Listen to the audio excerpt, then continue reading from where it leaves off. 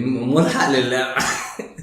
طب بس نرجع لكلام فرخه كمان هنبعت البتاعتي الورق بتاعي. طب بص يا ست الكل، قول يا باشا. يعني كلام حضرتك بيقول ان النرجسيه ده مرض. ده مرض وهدفه يعني لو انا شخص بدرسه مش بدرسه عشان اشتم بيه الناس، انا بدرسه عشان اعالج شخص، وانا بعالجه ببقى متعاطفه معاه ان ده شخص. طب مش النرجسيه ده سلوك نتاج بيئه برضه؟ طب ماشي حلو. والعلاقات السامه اشخاص نتاج بيئات. يس. طب الاثنين عيانين من المرض. طب انت ليه صنفتي ده مرض وده سلوك عادي كده ممكن يتقاوم وبتاع؟ عشان ده مرض وده سلوك. ما هو المرض هنا مرض نفسي يعني.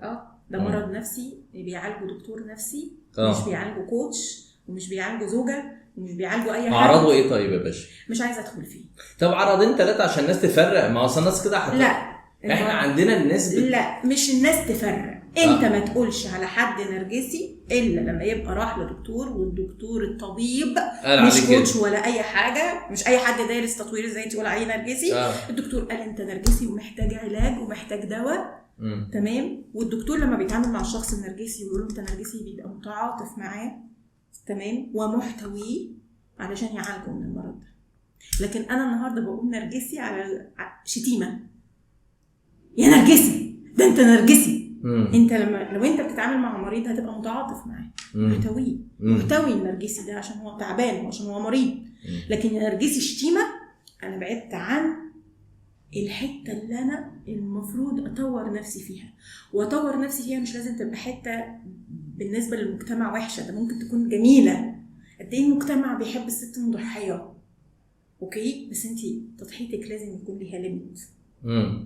وزي ما بقول مفيش حد اتجوز حد اللي هو قريب من النرجسي، خلينا اقول، او في سلوكيات نرجسيه الا لما كانت مضحيه.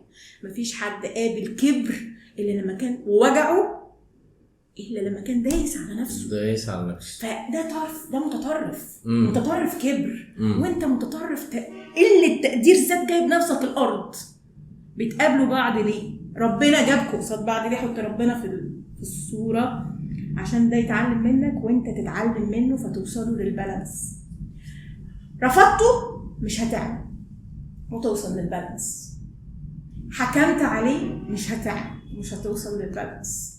طول ما انت عمال تشيطنه مش هتتعلم درسك. انت محتاج تعرف انا دوري ايه، انا غلطت في ايه، انا ايه اللي لو ما كنتش عملته من الاول ما كنتش اتوجعت. بس طبعا في العلاقات النرجسيه دي قلنا بقى بعد 7000 مليون محاولة انا لازم احط كده، لان يعني على فكره انا ممكن اتخلص من العلاقه خالص. ماشي، ما هي بتبقى بتديني اذى بقى وبتبقى مسمعه معايا وبتبات معايا. مسمعه معايا لو ما عرفتش الحته اللي انت كان المفروض تطورها. لو طورت الحته دي اللي كانت وجعاك دي، الحته اللي كانت المفروض تشتغل عليها وتعليها، لو طورتها هتصبر.